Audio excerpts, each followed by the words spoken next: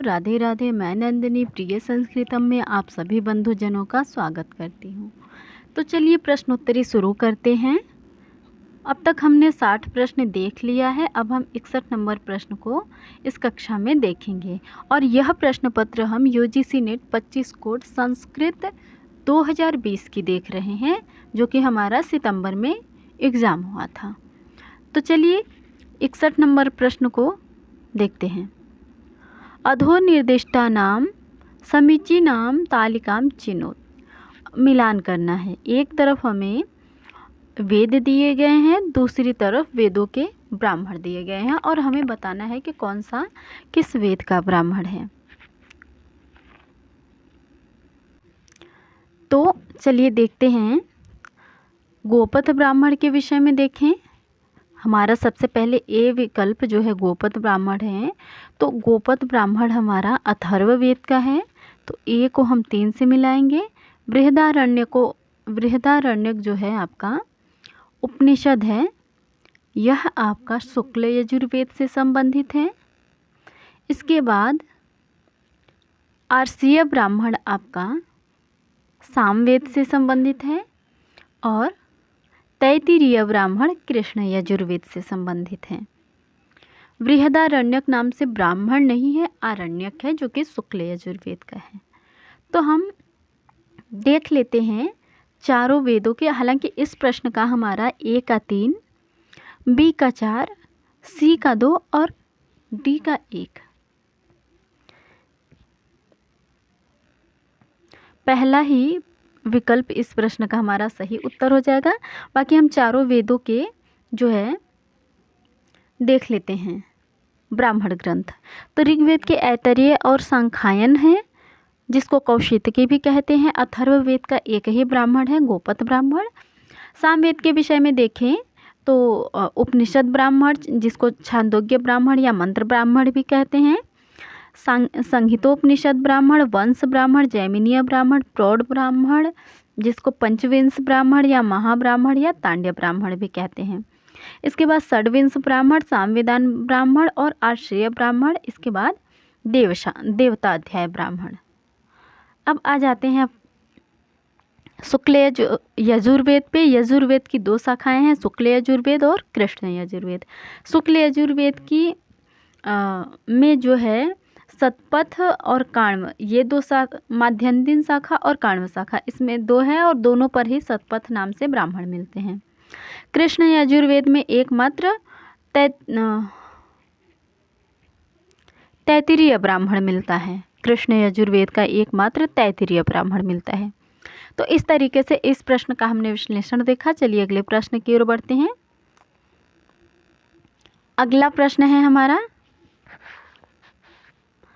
ब्रह्मसूत्र शांकर भाष्यानुसारम ब्राह्मणो अस्तित्व प्रसिद्धि कस्मात् ज्ञायते। तो चलिए इससे संबंधित थोड़े तथ्यों को देखते हैं। ब्रह्मसूत्र शांकर भाष्य के प्रथम अधिकरण में आदि शंकराचार्य जी कहते हैं कि यदि ब्रह्म प्रसिद्ध है तो उसकी जिज्ञासा नहीं होनी चाहिए, और यदि अप्रसिद्ध है तो फिर उसकी जिज्ञासा हो ही नहीं सकती। तत्पुनर्ब्रह्म प्रसिद्धम अप्रसिद्धम वा स्यात्, यदि प्रसिद्धम न जिज्ञासितव्यम अथ अप्रसिद्धम नैव शक्यम जिज्ञासितुमिति उच्यते। अस्ति तावद् ब्रह्म नित्यशुद्ध बुद्ध मुक्त स्वभावं सर्वज्ञं सर्वशक्ति समन्वितं ब्रह्मशब्दस्य हि व्युत्पाद्यमानस्य नित्यशुद्धत्वाद्योरर्थाः प्रतीयन्ते बृहते धातोरर्थानुगमात् सर्वस्यात्मत्वाच्च ब्रह्म अस्तित्व प्रसिद्धिः। इसके बाद तो इस तरीके और पंचप्रयाज जो है हमारा यहाँ पर, ये पंचप्रयाज और प्रकृति याग, ये 2 आपके जो है मीमांसा से संबंधित है। और यहाँ पर बृहते धातोर अनुगमात और सर्वस्यात्मत्वाद, ये आपके ब्रह्म की सिद्धि में ब्रह्म के अस्तित्व की सिद्धि में जो है प्राप्त होते हैं। ब्रह्म शब्द से ही व्युत्पाद्यमानस्य नित्यशुद्ध बुद्धत्वाद् यो अर्थाः प्रतीयन्ते बृहतेर्धातोरर्थानुगमाद्, अर्थात बृह धातु के अर्थ में से तो ब्रह्म के नित्य शुद्धत्वादि अर्थों की प्रतीति होती है। इसके बाद डी विकल्प जो है, सर्वस्यात्मत्वाच्च ब्रह्मत्व प्रसिद्धि, सभी में आत्मा के होने से ब्रह्म का अस्तित्व जो है प्रसिद्ध है। तो इस तरीके से ए और डी हमारा डी विकल्प जो है हमारा सही उत्तर हो जाएगा इस प्रश्न का। चलिए अगले प्रश्न की ओर बढ़ते हैं। 63 नंबर प्रश्न। तो इस प्रश्न में पूछा गया है 63 नंबर प्रश्न में, इसमें भी हमें उचित मिलान करना है। तो एक तरफ हमारे सूक्त दिए गए हैं और दूसरे तरफ उसके ऋषि दिए गए हैं। तो अग्नि सूक्त जो कि हमारा ऋग्वेद के पहले मंडल का पहला सूक्त है, इसके ऋषि मधुछंदा है, देवता अग्नि है, छंद गायत्री है, कुल 9 मंत्र है। तो इसलिए यहाँ से ए को हम 2 से मिलाएंगे। रुद्र सूक्त जो कि हमारे पाठ्यक्रम में नहीं है, किंतु यह ऋग्वेद के दूसरे मंडल का है और इसके ऋषि जो है गृत्समद हैं। इसके बाद आपका पर्जन्य सूक्त है। पर्जन्य सूक्त जो कि हमारे पाठ्यक्रम में है,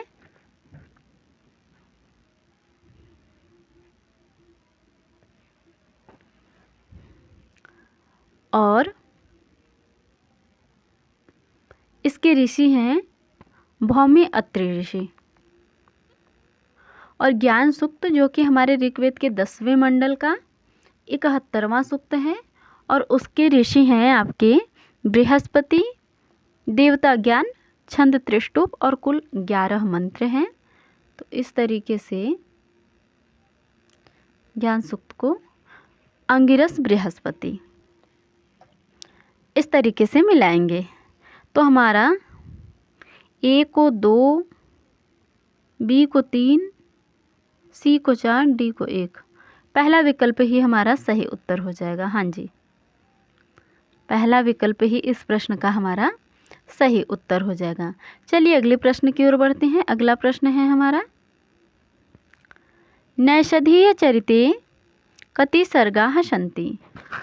तो ये बहुत ही सरल सा प्रश्न कह सकते हैं इसको, क्योंकि नैषधीय चरित में हमारा 22 सर्ग हैं, आपके 22 सर्ग हैं और 20 सर्ग किस में हैं, ये आपके नैषधीय चरित में हैं।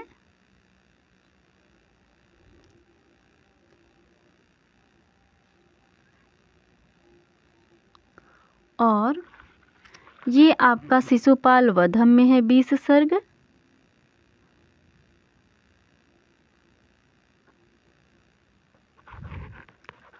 और 19 सर्ग आपका जो है रघुवंशम में है।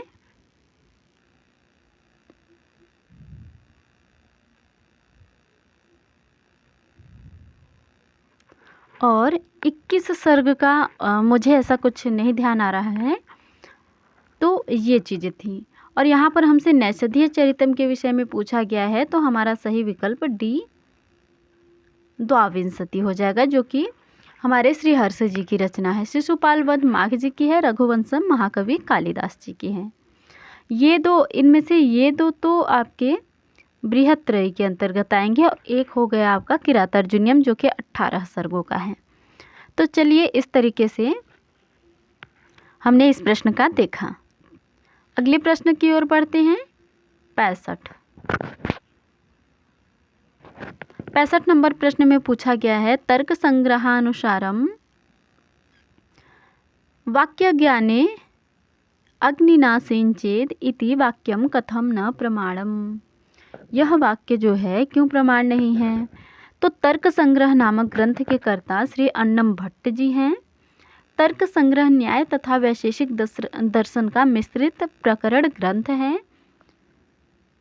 इसमें कुल 4 प्रमाण स्वीकार किए गए हैं: प्रत्यक्ष, अनुमान, उपमान और शब्द प्रमाण।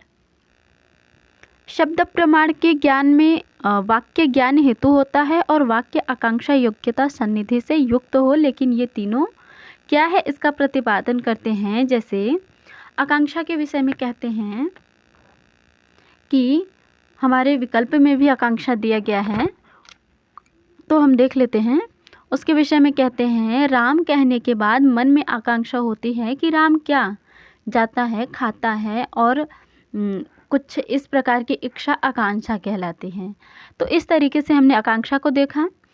अब योग्यता के विषय में कहते हैं कि जैसे अग्नि से सिंचता है, इस वाक्य में योग्यता नहीं है क्योंकि अग्नि सिंचन में समर्थ नहीं है, इसलिए वाक्य योग्यता से युक्त नहीं है। जो योग्यता से युक्त वाक्य होता है वही सही होता है। तो यहाँ अग्नि ना सिंचित, यह योग्यता विरह का उदाहरण है क्योंकि इसमें योग्यता नहीं है। तो हालांकि हमें हमारे प्रश्न का सही उत्तर मिल गया, लेकिन हम सन्निधि को भी देख लेते हैं क्योंकि वाक्य के अंतर्गत आपका आकांक्षा, योग्यता और सन्निधि ये तीनों ही मिलकर वाक्य कहलाते हैं। और पदानाम अविलंबेन उच्चारण अभावात, ये आपका कोई वाक्य के अंतर्गत नहीं है। तो सन्निधि के विषय में कहते हैं, क्षमा कीजिए, ये जो है ये आपका सन्निधि के अंतर्गत ही आ जाएगा। तो सन्निधि के विषय में कहते हैं, परस्पर एक के बाद एक बिना विलंब के किए उच्चारण, परस्पर बिना विलंब किए उच्चारण, कोई भी बात हो, जैसे हमने गाय बोल दिया, अब एक प्रहर में हमने गाय बोल दिया और हम उसके दूसरे प्रहर में बोले कि लाओ, तो सामने वाला इंसान नहीं समझ पाएगा। यदि हम बिना विलंब किए एक साथ कह देंगे कि गाय लाओ, तो वो गाय ले आएगा।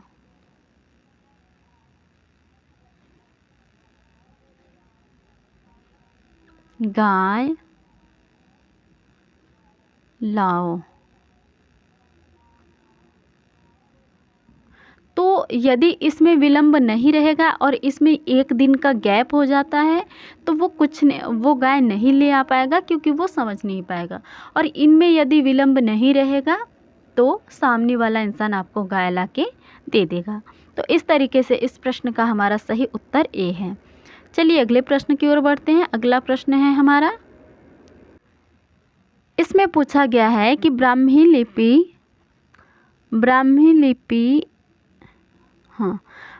लिपेराविष्कार का भारतीय आसन इति को मन्यते।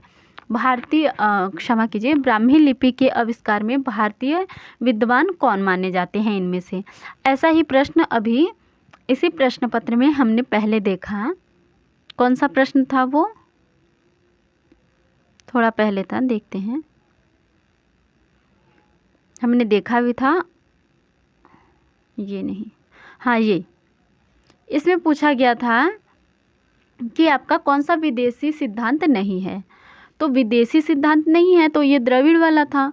और ये इस प्रश्न में हम जो अभी देख रहे हैं उसमें ये पूछ दिया है कि कौन सा भारतीय है, अर्थात बात तो वही है, लेकिन यहाँ पर विद्वान के बारे में पूछ दिया गया है, वहाँ पर आपका सिद्धांत पूछा गया था। कहाँ गया,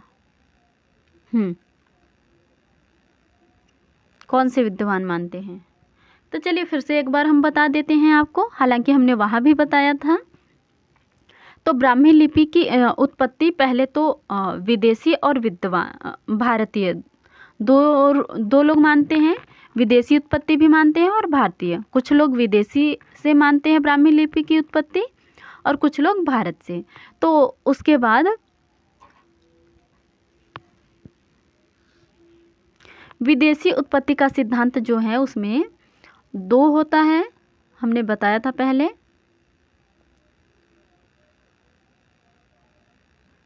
विदेशी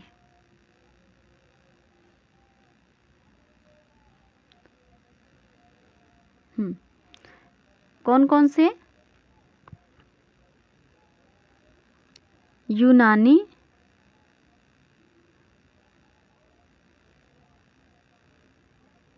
यूनानी और सेमेटिक।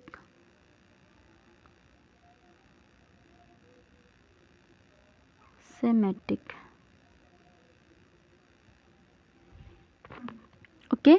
इसके बाद यूनानी में आपके मैक्स मूलर, सेनाट, जेम्स प्रिंसेप इत्यादि आ जाएंगे, जिनमें से इनमें कोई भी हमारे विद्वान नहीं दिए हुए हैं। ये यूनानी वाले हालांकि विदेशी दिए हुए हैं, लेकिन विदेशी में वो लोग सेमेटिक के हैं। कौन कौन सेमेटिक के हैं? उत्तरी सेमेटिक, सेमेटिक भी 3 भागों में है आपकी, और दक्षिणी, उसके बाद आपका फिनिशियन।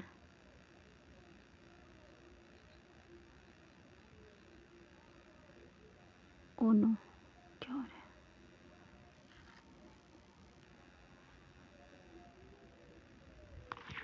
हाँ, सब लिखा है।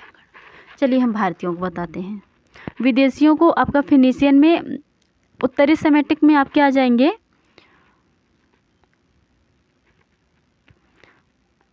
व्यूलर, डेविड और डिरिंजर। तो जॉर्ज व्यूलर ये आपके उत्तरी सेमेटिक में आ जाएंगे। बर्नेल जी आपके फिनिशियन लिपि में आ जाएंगे, और वेवर जी भी आपके फिनिशियन में ही आ जाएंगे। बचेंगे एडवर्ड थॉमस, ये आपके भारतीय में आ जाएंगे।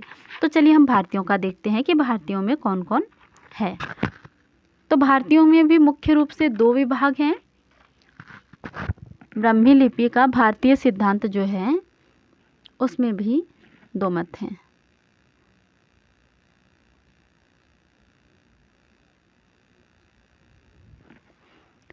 दक्षिणी मूल, जिसको द्रविड़ स्रोत भी कहते हैं,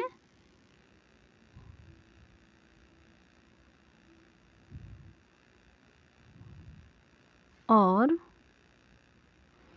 आपका है आर्यमूल।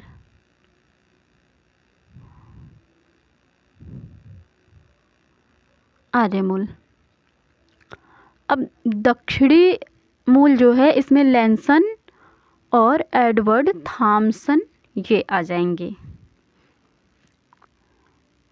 इसमें 2 आएंगे, लैनसन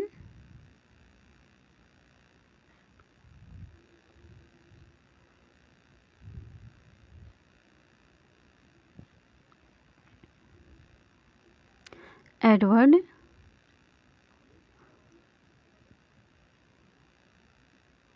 थॉमसन। और आपके आर्यमूल में आ जाएंगे Cunningham, Dotson, doctor Kashi Prasad Jaiswal, doctor Gauri Shankar ओझा और डॉक्टर राजबली पांडे। तो हमारे यहाँ एडवर्ड थॉमस जो हैं ये हमारे भारतीय विद्वान हैं, इसलिए हमारा इस प्रश्न का डी विकल्प सही उत्तर हो जाएगा। चलिए अगले प्रश्न की ओर बढ़ते हैं। 67 नंबर प्रश्न। तो ये जो हमारा 67 नंबर प्रश्न है, इसमें पूछा गया है उपाध्यायाद अधीते इत्यत्र अपादान संज्ञा विधायकः पाणिनिर्नियमः कः। तो यहाँ पर हमारे विकल्प में कुछ सूत्र दिए हुए हैं 4, और ये जो है उपाध्यायात अधीते यह उदाहरण है, और हमें बताना है कि यह उदाहरण जो है कौन से सूत्र का है, और यह हमारा पाणिनि शिक्षा में कारक प्रकरण के अंतर्गत आया हुआ है। उसमें भी पंचमी विभक्ति में कुछ विशेष सूत्र होते हैं, तो वहाँ से है। तो सबसे पहले हम देख लेते हैं पराजेरष्ठोढः। इसमें क्या कहा गया है? इसकी वृत्ति में कहते हैं कि पराजेह प्रयोगे असह्यो अर्थो अपादानम स्यात्। उदाहरण में क्या है? अध्ययनात् पराजयते, शत्रुन पराजयते, अभिभवित्यर्थ, अर्थात परा उपसर्ग पूर्वक जिस धातु के प्रयोग में जो असह्य होता है उसकी अपादान संज्ञा होती है। जैसे अध्ययनात् पराजयते, वह अध्ययन से भागता है। तो अध्ययन उसके लिए कष्टप्रद है, इसलिए यहाँ पर अध्ययनात् पराजयते में पंचमी विभक्ति है। इसके बाद आपका आ जाता है आख्यातोपयोगी।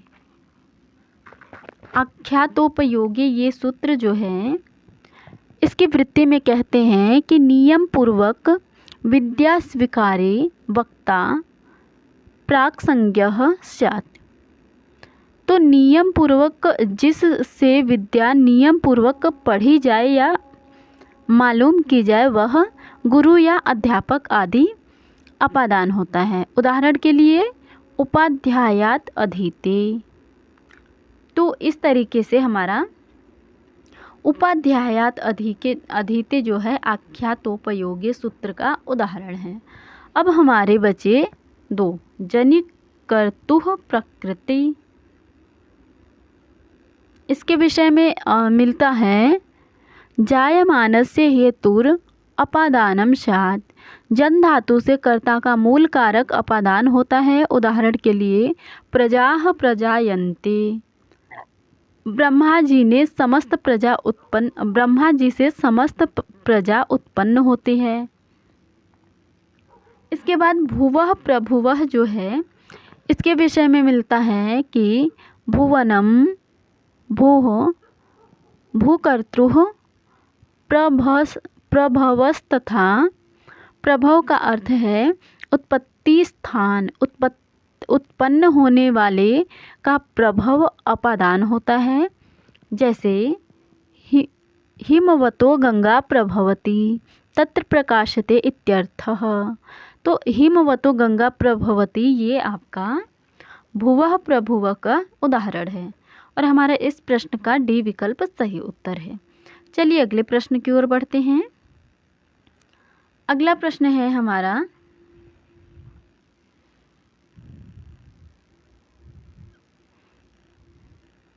थोड़ा नीचे। हिरण्यगर्भः संवर्तताग्रे भूतस्य जातः परित्यक आसीत् सदाधार पृथ्वीं ध्यामुत्तेमा कस्मै देवाय हविषा विधेम। इस मंत्र के ऋषि और छंद क्या है? ऋषि कौन है और छंद क्या है इस मंत्र का? तो यह मुख्य रूप से जो मंत्र है हमारा हिरण्यगर्भ सूक्त से लिया गया है। हिरण्यगर्भ सूक्त क्या है? तो ऋग्वेद के 10वें मंडल का 121 नंबर का सूक्त है। इसमें कुल 10 मंत्र हैं। ऋषि इसके हिरण्यगर्भ हैं और देवता आपके कसंज्ञक प्रजापति हैं और छंद त्रिष्टुप हैं। तो हिरण्यगर्भ ऋषि हैं, छंद त्रिष्टुप है। ए और डी इस प्रश्न का जो है बी विकल्प सही उत्तर हो जाएगा। हाँ जी, यदि देवता पूछा जाता तब कसंज्ञक प्रजापति होते, लेकिन ऋषि है तो हिरण्यगर्भ ऋषि ही होंगे। तो इस तरीके से ए और डी विकल्प इस प्रश्न का सही उत्तर हो जाएगा। चलिए अगले प्रश्न की ओर बढ़ते हैं। अगला प्रश्न है हमारा वेदानाम अपौरुषेयत्वम अधोंकितेषु कुत्र वर्णितम। तो मुख्य रूप से ये बौद्धों का तो है नहीं, क्योंकि बौद्ध लोग तो नास्तिक थे, तो वो वेदों के बारे में तो बात ही नहीं करते, वेदों को प्रमाण ही नहीं मानते। और सांख्य दर्शन तो आस्तिक दर्शन है, किंतु वहाँ पर वेदों के विषय में ऐसी चर्चा नहीं मिलती है और ना ही योग दर्शन के विषय में। यह मीमांसा में वर्णित है कि वेद जो है किसी पुरुष के द्वारा नहीं रचित है। तो इसलिए हमारा इस प्रश्न का बी विकल्प सही उत्तर है। चलिए अगले प्रश्न की ओर बढ़ते हैं। 70 नंबर और इस कक्षा का अंतिम प्रश्न। इस प्रश्न में पूछा गया है अधोंकितेषु केन अभिलेखेन सह कस्य संबंधः। तो यहाँ पर एक तरफ जो है